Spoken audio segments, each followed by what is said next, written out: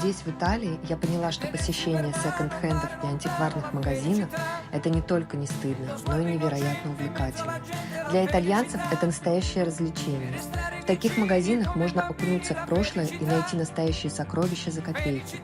Например, я нашла сережки Dior 1968 года всего за 20 евро, а в интернете они стоят почти 1000 евро. Прибыль с такой сделки 5000%.